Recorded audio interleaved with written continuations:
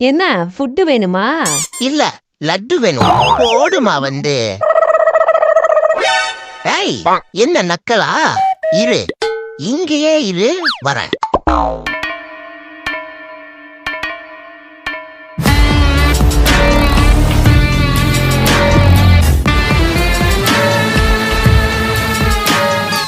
சரி சரி இரு. அப்போ ஆயுதத்தை எடுத்தாதான் ஆதாரத்தை கொடுப்ப இல்ல? ஏய், ஓடாத நில்லு.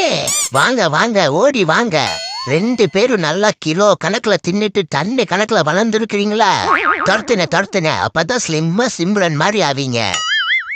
ஏன் ஆயா, என்னைய இப்படி மல்லாக்க படுக்க வச்சு மடக்கி மடக்கி ஏதோ பண்றையே, எப்பதான் முடிப்ப?